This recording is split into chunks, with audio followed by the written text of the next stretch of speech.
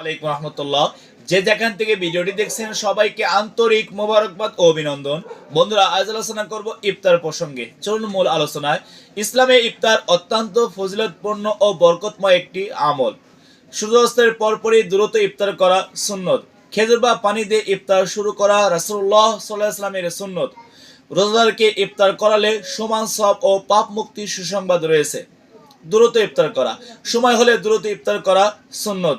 খেজুর দিয়ে ইফতার করা সুন্নত, যদি তা না পাওয়া যায় পানি দিয়ে ইফতার করা। ইফতারের সময় দোয়া কবুল হয়, কেননা ইফতারের সময় দোয়া করা। ইফতারের ফজিলত ও সওয়াব। রোজাদারকে ইফতার করানো অধিক সওয়াব। যে ব্যক্তি কোনো রোজাদারকে ইফতার করাবে সে রোজার সমপরিমাণ সওয়াব পাবে, অথচ রোজাদারের সওয়াব বিন্দুমাত্র কম হবে না।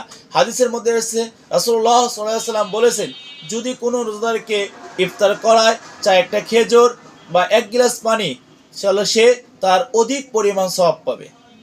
আল্লাহ তাআলা তার গুনাহ খাতা মাফ করে দিবেন। আল্লাহর ভালোবাসা। হাদিসে কুদসিতে এসেছে, আল্লাহ তাআলা বলেছেন, যে ব্যক্তি নিজে ইফতার করবে এবং অন্যকে ইফতার করাবে, আমি আল্লাহ তাআলা তার জীবনের সমস্ত গুনাহ খাতা মাফ করে দেব। সেজন্য আমরা ইনশাআল্লাহ নিজে ইফতার করব, অন্যদেরকে সাথে নিয়ে ইফতার করাবো। আল্লাহ তাআলা আমাদের সবাইকে কবুল করুন, আমিন।